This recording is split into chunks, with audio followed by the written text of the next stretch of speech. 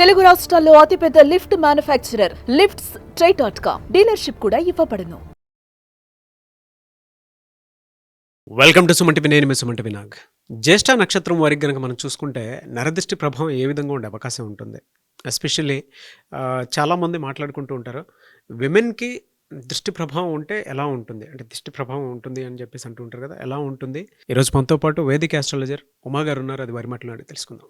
నమస్కారం ఉమా గారు. నమస్తే నాగరాజ్ గారు. సార్, దృష్టి ప్రభావం అంటే ఏంటి, అంటే ఈ నరదృష్టి ప్రభావం అంటే ఏంటి, ఎన్ని రకాలుగా ఉంటుంది, ఆ సిమ్టమ్స్ మనకి ఏ విధంగా తెలుస్తాయి? ముఖ్యంగా నాగరాజ్ గారు, నరదృష్టి గురించి మనం మాట్లాడుకుంటున్నాం కాబట్టి అందరూ సామాన్యంగా ఏంటంటే నరదృష్టి అంటే ఏదో నార్మల్గా వచ్చేటివి పోయేటువంటిది, మనం ఉప్పు తీస్తాము లేదా నిమ్మకాయ తీస్తాము, సంథింగ్ చేస్తాం, పోతుంది అనుకుంటారు. కానీ అవన్నీ కూడా ఒక పరిమితి వరకేనండి. కానీ నిజానికి నరదృష్టిలో 5 భాగాలుగా విభజించబడి ఉంది. అది తెలిస్తే చాలామంది ఆశ్చర్యపోతారు. ముందుగా మొదటిది చూస్తే సామాన్యమైన నరదృష్టి. ఇదే అందరికీ తెలిసినటువంటిది. సో ఏంటంటే మనం ఎప్పుడైనా సరే ఒక చిన్న ఫోన్ కొనుక్కున్నా, ఒక కొత్త బట్టలు కొనుక్కున్నా, ఒక వాహనం కొనుక్కున్నా, లేదా ఇల్లు కట్టుకున్నప్పుడు, గృహప్రవేశానికి అందరూ పిలిచినప్పుడు ఒక రకమైనటువంటి దృష్టి ప్రభావం పడుతుంది ఖచ్చితంగా.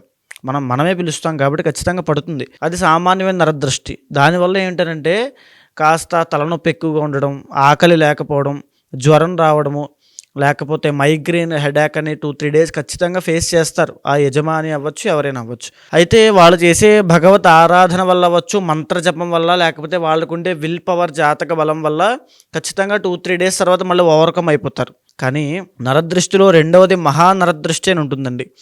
చాలా ప్రమాదకరమైంది. ఉదాహరణకి ఇంట్లో తరచుగా ఎప్పుడు యాక్సిడెంట్స్ అవుతూనే ఉంటాయి. ఒకరి తర్వాత ఒకరికి అది విరిగిపోయింది, ఇది విరిగిపోయింది, హాస్పిటల్స్కి వెళ్తూనే ఉంటారు. తీవ్రమైన ఆరోగ్య సమస్యలు వస్తాయి. అసలు ఎందుకు ఆరోగ్య సమస్యలు వస్తున్నాయో కూడా వాళ్ళకి అర్థం కాదు. పోనీ ఏదైనా ఆరోగ్య సమస్య దానికి క్యూర్ ఉంటుందా అంటే అసలు ఏ సమస్య వచ్చిందో కూడా తెలియదు. అక్కడ ఎన్ని టెస్టులు చేసినా, ఎంత చెకప్ చేసినా అర్థం కాదు. తరువాత వరుసగా ఒకరి తర్వాత ఒకరు చనిపోతూ ఉంటారండి. మరణము. ఎప్పుడు అశుభవార్తలు వినడమే తప్ప శుభం అనేది ఏమీ జరగదు. ఇల్లంతా ఒకప్పుడు అద్భుతంగా బ్రతికినటువంటి కుటుంబము సడన్గా రోడ్డును పాలైపోయినట్టుగా అయిపోతుంది మహానరదృష్టి వల్ల. ఒక ఇల్లు కట్టుకుంటున్నారు అనుకోండి, మహానరదృష్టి సోకింది అనుకోండి, అర్ధాంతరంగా ఇల్లు అలా ఆగిపోతుంది అంతే ఖచ్చితంగా. అదేవిధంగా వ్యాపారం అవ్వచ్చు. ఒక వ్యాపారం పెట్టారనుకోండి, మహానరదృష్టి సోకింది అనుకోండి, వ్యాపారం ముందుకు వెళ్ళదు, ఒక కస్టమర్స్ రారు, గిరాకీలు ఉండవు, ఏమి ఉండదు. అద్భుతం. కానీ వ్యాపారం మాత్రం అద్భుతం. వీళ్ళు చేయగలిగే పనితనం ఉంటుంది, ఆ వ్యాపారంలో కూడా అది ఉంటుంది. ఎందుకంటే అక్కడ కంటెంట్ ఉంటుంది, సబ్జెక్ట్ ఉంటుంది. అయినా సరే ముందుకు వెళ్ళదు. మహానరదృష్టి ప్రభావం వల్ల ఎంతోమంది ఫేస్ చేస్తుంటారు ఈ ప్రాబ్లం అండి. ఇకపోతే మూడవది నాగరాజు గారు సంభోగ దృష్టి అని ఉంటుంది. ఇది కూడా చాలా ప్రమాదకరమైందని చెప్పొచ్చు. ఎందుకంటే మనిషి ఎప్పుడు కూడా ఎమోషన్స్కి విలువిస్తాడండి. బంధాలకి, బాంధవ్యాలకి విలువిస్తాడు ఎవరైనా సరే. ఒక పెళ్లి చేసుకున్న దంపతులు ప్రేమ, ఆప్యాయతలు అన్యోన్యంగా ఉన్నప్పుడు వాళ్ళిద్దరిలో అందంగా ఉన్న వాళ్ళ మీద ఎవరో మూడో వ్యక్తి యొక్క ఇన్ఫ్లుయెన్స్ కానీ, వాళ్ళ యొక్క దృష్టి కానీ పడితే దాన్ని సంభోగ దృష్టి అంటారు. దానివల్ల వీళ్ళిద్దరి మధ్యలో మిస్అండర్స్టాండింగ్స్ వస్తాయి. వాళ్ళిద్దరి యొక్క సంబంధం, వాళ్ళిద్దరిలో ఎవరో ఒక అక్రమ సంబంధానికి దారితీస్తుంది, లేదా డైవోర్స్లు అవ్వడం జరుగుతుంది. లేకపోతే భార్య భర్తను సరిగ్గా పట్టించుకోకపోవడం, భర్త భార్యను సరిగ్గా పట్టించుకోకపోవడం, అసలు ఎన్నో సమస్యలు అక్కడి నుంచి స్టార్ట్ అవుతాయండి. అదే సంభోగ దృష్టి.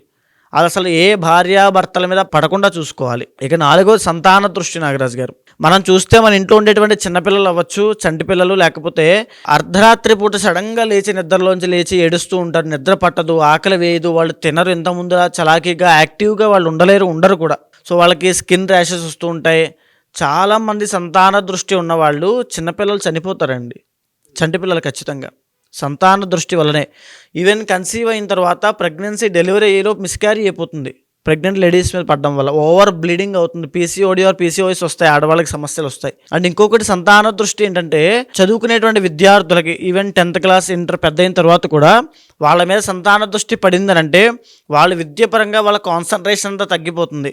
గేమ్స్ మీద, వ్యసనాల మీద, అలవాట్ల మీద, చెడు సహవాస దోషాల మీద, జల్సాగా ఉండడము, ఏది పని మీద శ్రద్ధ చూపించకపోవడం, ప్రతిదీ వాళ్ళు గమనిస్తారు. వాళ్ళ పిల్లల్లో కనబడుతుంది. సంతాన దృష్టి అంటారు దీన్ని. ఇది కూడా ప్రమాదకరమైంది. ఇక ఆఖరిది ఒక స్లో పాయిజన్ లాంటిది నాగరాజు గారు, సూక్ష్మ నరదృష్టి అని ఉంటుంది. సూక్ష్మ నరదృష్టి అని అంటే మనకి తెలియకుండా మన చుట్టూ ఉండేటువంటి వాళ్ళే, మన ఫ్రెండ్సే, మన కుటుంబ సభ్యులే, మన సోకాల్డ్ శ్రేయోభిలాషను పిలుచుకునే వాళ్ళే ఈ సూక్ష్మ నరదృష్టికి కారణం అవుతుంటారు. మనం ఎదుగుతున్నామని తెలిసి, ఎదగబోతున్నామని తెలిసి మనల్ని ఆ పని చేయొద్దు, ఎక్కడికి వెళ్ళొద్దు, ఆ పని మొదలు పెట్టద్దు, అక్కడ ఇన్వెస్ట్మెంట్ చేయొద్దు, పనిని మధ్యలో ఆపే, ఓడిపోతావు, కింద పడిపోతావు, అప్పులు పాలైపోతావు, ఒంటరి వాడైపోతావు, ఇరుక్కుపోతావు. సో ఇలా భయానికి మనం చేస్తూ ఉంటారు. సో ఏంటంటే అది జాగ్రత్త అని మనం అనుకుంటూ ఉంటాం చూసేవాళ్ళు కూడా. సో మీ తల్లిదండ్రులు చెప్పేటువంటి నిజమైనటువంటి జాగ్రత్తకి వాళ్ళు చెప్పే మాటలకి ఒక థిన్ లేయర్ మాత్రమే అడ్డుంటుందని మీరు బాగా గమనించండి. వాళ్ళు చెప్పే జాగ్రత్త మన మంచి కోసం, వీళ్ళు చెప్పేటువంటి మాటలు మంచి కోసం కాదు, మన ఎదుగుదలను ఆపాలనే ఉద్దేశంతో. సో ఇక్కడ ఏంటంటే ఎప్పుడైతే ఆ సూక్ష్మ నరదృష్టి పడుతుందో అక్కడి నుంచి ఆ వ్యక్తి తన ప్రయత్నపూర్వకంగానే ఏ పని చేస్తున్నా దాని మీద ఆసక్తి చూపించకుండా ఆగిపోతాడు మధ్యలో. సెల్ఫ్ కాన్ఫిడెన్స్ అనేది మధ్యలో పోతుందండి. అప్పుడు దాకా ఎక్సలెంట్గా ఉంటుంది, అప్పుడు తగ్గిపోతుంది, భయం వేస్తుంది. అవసరమా, మన కోసమే చెప్తున్నారు కదా, ఆగిపోదాం, వద్దులే, చాలులే, ఇక్కడే ఉంటే చాలులే, ఒక యాంగ్జైటీ, ఒక డిప్రెషన్ దానికి దారి తీస్తుంది. సో అయితే ఇప్పుడు మనం ఈ యొక్క నరదృష్టిలో ఏ ఏ నక్షత్రాల వాళ్ళకి, ఏ ఏ రాశుల వాళ్ళకి వారి యొక్క శక్తి సామర్థ్యాలు బట్టి, వాళ్ళ యొక్క పరిమితి బట్టి, ఈ నరదృష్టిలో ఏది అటాక్ అయితే వాళ్ళ యొక్క నక్షత్రం బట్టి వాళ్ళకి ఏ ఎఫెక్ట్స్ ఉంటాయి, ఏ ఆరోగ్య సమస్యలు వస్తాయి, ఎలాంటి మానసికమైన ఇబ్బందులు వస్తాయో మనం చెప్పవచ్చు. మరి జ్యేష్ఠ నక్షత్రం వారికి కనుక మనం చూసుకుంటే ఎస్పెషల్లీ విమెన్కి ఏ విధంగా ఉండే అవకాశం ఉంటుందని, అంటే వాళ్ళకి ఆ నరదృష్టి ప్రభావం ఉందని మనకు ఎలా తెలుస్తుంది, దాన్ని ఎలా ఐడెంటిఫై చేయాలి? ముఖ్యంగా ఇప్పుడు నేను చెప్పినటువంటి 5 నరదృష్టి ప్రభావాల్లో జ్యేష్ఠ నక్షత్రానికి మహా నరదృష్టి అనేటువంటిది ఎక్కువ ఉంటుందండి. ఎందుకంటే జ్యేష్ఠ నక్షత్రం మీరు గమనిస్తే వృశ్చిక రాశికి సంబంధించినటువంటి నక్షత్రము. వృశ్చిక రాశికి ఆధిపత్యం వహించేది కుజుడు, జ్యేష్ఠ నక్షత్రానికి ఆధిపత్యం వహించేది బుధుడు. సో బుధుడు ఈజ్ వెరీ క్యాలిక్యులేటివ్ అండి. అంటే వీళ్ళ జీవితంలో ఒక క్యాలిక్యులేషన్తో బతుకుతూ ఉంటారు. ఆ క్యాలిక్యులేషన్స్ అన్ని మిస్ఫైర్ అవుతాయి కంప్లీట్గా. జీవితంలో ఇప్పుడు ఇచ్చేద్దాం, ఈ డబ్బులు తీసుకొచ్చి ఎక్కడ పెడదాం, ఈ లోన్ ఎక్కడ కడదాం, మొత్తం అన్ని స్మాష్ అయిపోతాయండి. ఆర్థిక పరంగా మొత్తం కుప్పకూలిపోతారు. వాళ్ళ క్యాలిక్యులేషన్స్ ఏమాత్రమూ పనిచేయవు. జ్యేష్ఠ నక్షత్రం వాళ్ళకి ఒకే ఒక మాట చెప్తున్నానండి, మీరు ఆడవాళ్ళ విషయంలో జాగ్రత్తగా ఉండకపోతే మగవాళ్ళు ఏంటంటే వీళ్ళు ఆ నరదృష్టి ప్రభావం వల్ల ఒక ట్రాన్స్లోకి వెళ్తారు. ఆ ట్రాన్స్లోకి వెళ్ళడంతో సో ఒక రకమైన థర్డ్ పర్సన్ జీవితంలోకి ఎంటర్ తెచ్చుకుని ఇబ్బంది పడతారు. ఇబ్బంది అంటే మామూలు ప్రమాదం అని చెప్పొచ్చండి. ఆడవాళ్ళ వల్ల ప్రమాదమే మీకు పొంచి ఉంటుంది. ఖచ్చితంగా చాలా జాగ్రత్తగా ఉండాలి. మీ జీవితం నాశనం అయిపోవడానికి ఒక ఆడదే కారణం అవుతుంది నరదృష్టి ప్రభావం సోకితే కనుక. ఆ విషయంలో చాలా జాగ్రత్తగా ఉండండి. ఇక ఆడవాళ్ళ విషయం మనం చూసుకుంటే, ఆడవాళ్ళ కనుక నరదృష్టి ప్రభావం పెరిగింది అనుకోండి, జాయింట్స్ అండి, అంటే షోల్డర్ సంబంధించిన జాయింట్స్ విషయంలో ఎన్నో ఇబ్బందులు వస్తాయి. అదేవిధంగా పీసీఓడి ఆర్ పీసీఓఎస్ ప్రాబ్లమ్స్ వస్తాయి. మాట విషయంలో వీళ్ళు మాట్లాడే మాట వల్ల ఎన్నో తగువులు అయిపోతాయి. అంటే తెలుసో తెలియక ఒక మాట అంటారు, పెద్ద తగువ అయిపోతుంది. అది నరాల బలహీనత అనేది వస్తుంది జ్యేష్ఠ నక్షత్రం వాళ్ళకి. అదేవిధంగా బయటికి చెప్పుకోలేని కొన్ని ఆడవాళ్ళ సమస్యలు, ఇర్రెగ్యులర్ మెన్సెస్ అవి వస్తాయి. అండ్ ఇంకో విషయం కూడా నాగరాజు గారు, మగవాళ్ళకి కూడా జ్యేష్ఠ నక్షత్రం వాళ్ళకి నరదృష్టి ప్రభావం సోకితే, మహానరదృష్టి ప్రభావం వల్ల పైల్స్, ఫిస్టులా వచ్చే ఒక అవకాశాలు ఉంటాయండి ఓవర్ హీట్ వల్ల. సో బయటికి చెప్పుకోలేరు వాళ్ళు. ఆ రకమైనటువంటి సీక్రెట్ డిసీజ్ అనేది వస్తాయి వీళ్ళకి. అదేవిధంగా ఈ యొక్క ఆడవాళ్ళు మనం చూసుకుంటే మళ్ళా మీరు ఏ విషయంలో అయినా సరే అండి, అంటే చదువు విషయంలో, ఉద్యోగం విషయంలో, మీరు పనిచేసే చోట ఎక్కడైనా సరే మాట చాలా జాగ్రత్త పెట్టుకోండి. మాట వల్ల ఎన్నో తగువులు అవుతాయి. డెంటల్ ప్రాబ్లమ్స్ అనేటువంటివి ఎక్కువ వస్తాయి. అంటే అందవిహీనంగా ఉండడం కోసం ఏదైతే ఉంటాయో ఈఎన్టీ ప్రాబ్లమ్స్, అవి ఖచ్చితంగా ఈ జ్యేష్ఠ నక్షత్రం వాళ్ళకి మహానరదృష్టి ప్రభావం వల్ల సోకుతాయి. అదేవిధంగా హెయిర్ ఫాల్ అయిపోవడం, హెయిర్ ఫాల్ అంటే నార్మలే కదండి అనుకుంటూ ఉంటారు చాలామంది అండి, కానీ అది కూడా ఒక సిమ్టమ్ అండి. సో స్టార్టింగ్ స్టేజ్లో వాళ్ళు గుర్తించకపోవచ్చు. వెళ్ళే కొద్దీ వాళ్ళు సౌందర్యం అంతా తగ్గిన తర్వాత, వికారంగా తయారైన తర్వాత అర్థమవుతుంది. వాళ్ళ వాయిస్ చేంజ్ అయిపోతుంది, వాళ్ళ ముఖంలో వికారం వస్తుంది, వాళ్ళ హెయిర్ ఫాల్ మొత్తం అయిపోతుంది, సౌందర్యం అంతా పోతుంది, వాళ్ళ మాటకుండే విలువ తగ్గిపోతుంది, ముఖంలో బ్రహ్మ వర్చస్సు ఉంటాయండి చాలామందికి. ఆ వర్చస్సు, ఆ తేజస్సు అన్నీ తగ్గిపోతాయి, పేలగా అయిపోతారు వీళ్ళు, సన్నగా అయిపోతారు. ఆల్రెడీ వృశ్చిక రాశికి సంబంధించినటువంటి వాళ్ళు, జ్యేష్ఠ వాళ్ళు కాస్త మీడియంగా ఉన్నా చాలా వరకు వీళ్ళు సన్నగా ఉంటారు. సో ఇంకా సన్నబడిపోతారు.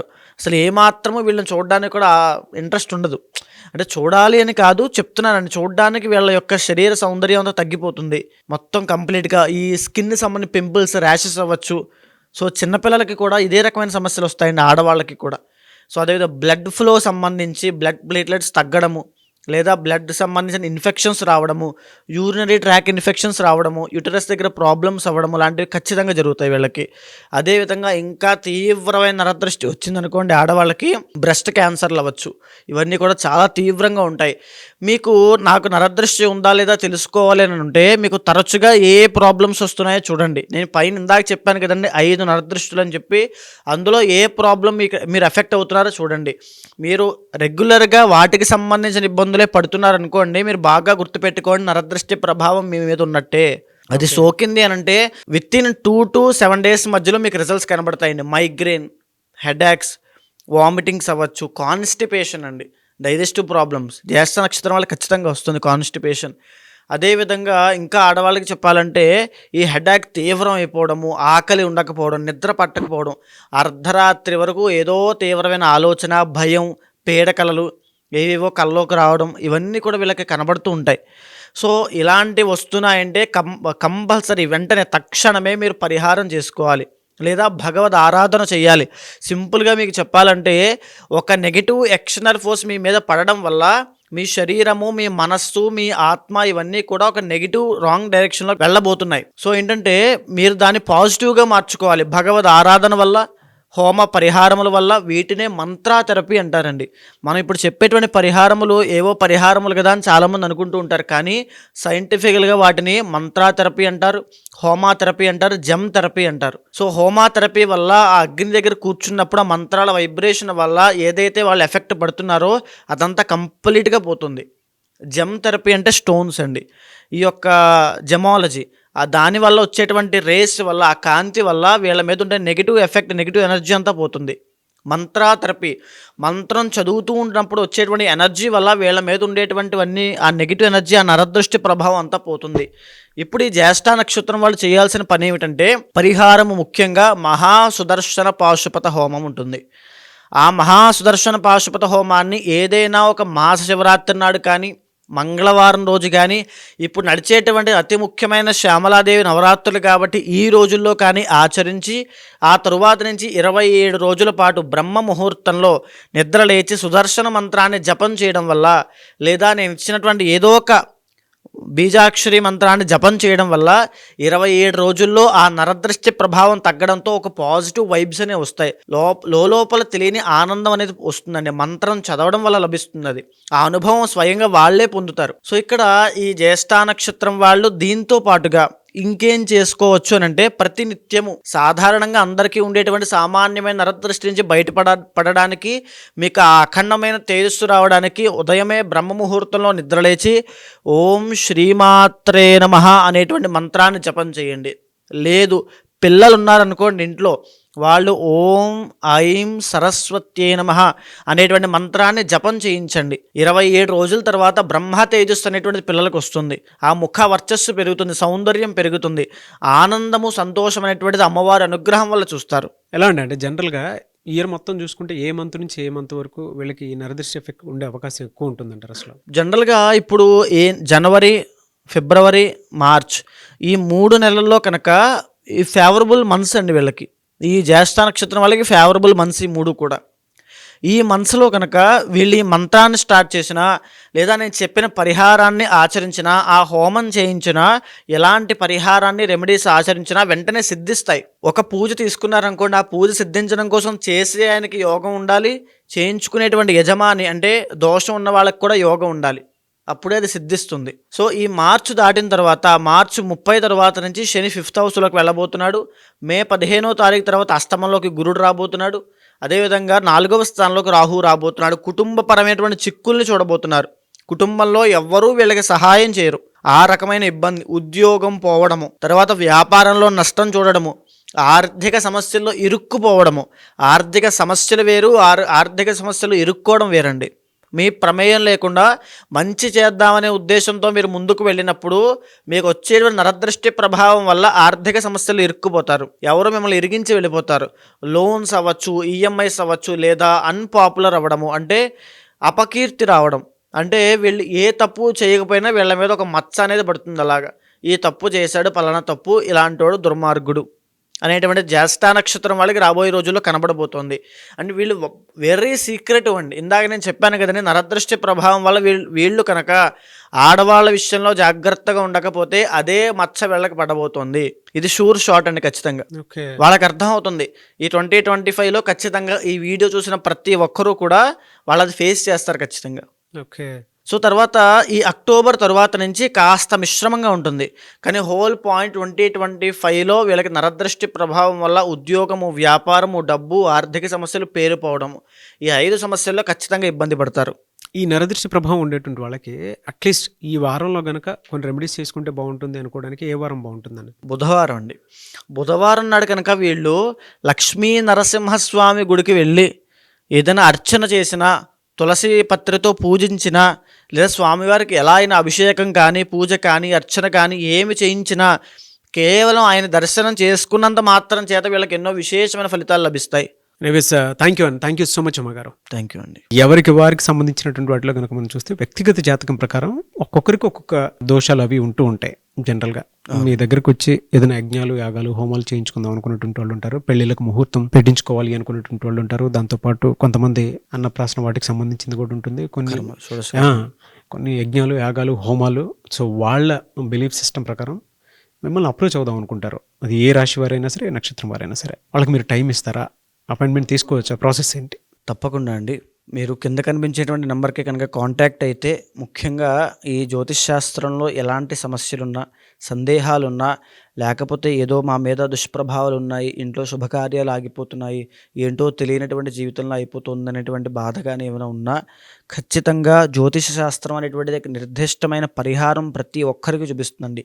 యాస్ట్రాలజీ అనేటువంటిది ఒక ఆయుధం లాంటిది మన భారతదేశంలో. ఇది వెస్ట్రన్ కల్చర్లో కూడా అలవాటైందంటే దీని యొక్క పవర్ ఏంటో ఆలోచించవచ్చు. సో యాస్ట్రాలజీ ద్వారా ప్రతి మనిషిని ప్రిడిక్ట్ చేయొచ్చు. ఆ వ్యక్తికి ఎప్పుడు ఎలాంటి సమయాల్లో ఎలాంటి జాగ్రత్తలు తీసుకోవాలో తెలుసుకోవచ్చు. ఎలాంటి ఆరోగ్య సమస్యల విషయంలో జాగ్రత్త ఉండాలి, ఎలాంటి వృత్తి వ్యాపారంలో సక్సెస్ అవుతాడు, ఎలాంటి సమయంలో పెట్టుబడి పెట్టాలి, స్టాక్ మార్కెట్ అవ్వచ్చు, లేకపోతే ఇన్వెస్ట్మెంట్స్ అవ్వచ్చు, గోల్డ్ అవ్వచ్చు, ప్రతి దాని విషయం గురించి ఈ ఆస్ట్రాలజీ చాలా కూలంకషంగా డీప్గా చెప్పింది. కాబట్టి దీన్ని అర్థం చేసుకునే విధానంలో తప్పకుండా అప్రోచ్ అవ్వచ్చు. ఖచ్చితంగా ఆ ముహూర్తాలకైనా సరే, యజ్ఞ యాగాదులకైనా, ఏ పూజా కార్యక్రమానికైనా తప్పకుండా అపాయింట్మెంట్ తీసుకోండి. కన్సల్ట్ అవుతాను, ఖచ్చితంగా చేపిస్తాను. డెఫినెట్గా. ఎనీవేస్ థ్యాంక్ యూ అండి. థ్యాంక్ యూ సో మచ్ అమ్మగారు. థ్యాంక్ యూ అండి. చూసారు కదా వీడియో. ఈ వీడియోపై మీ అభిప్రాయాన్ని కమెంట్ బాక్స్లో పోస్ట్ చేయండి. ముఖ్యంగా మీరు కనుక ఉమా గారిని వేదిక్ ఆస్ట్రాలజీ ప్రకారం మీకు ఉండేటువంటి లైఫ్ స్టైల్లో ఏదైనా చేంజెస్ తీసుకురావాలి అనుకున్నటువంటి వాళ్ళు, లేదనంటే ఏదైనా యజ్ఞాలు, యాగాలు, హోమాలు లాంటివి చేసుకోవాలి అనుకున్నా, అండ్ దాంతోపాటు మీకు ఏదైనా డౌట్స్ ఉన్నా కూడా త్రూ వేదిక్ ఆస్ట్రాలజీ కనుక వెళ్ళాలి అనుకుంటే స్క్రీన్ మీద మీకు ఉమా గారి కాంటాక్ట్ నెంబర్ కనిపిస్తుందని మీరు కాల్ ఆర్ మెసేజ్ వాట్సాప్ చేసి వెంటనే అపాయింట్మెంట్ బుక్ చేసుకోవచ్చు. అండ్ ఈ వీడియో లైక్ చేయండి, షేర్ మాత్రం తప్పకుండా చేయండి. ఇలాంటి మరిన్ని వీడియోస్ కోసం మా ఛానల్ ఫాలో అవ్వండి. Thank you.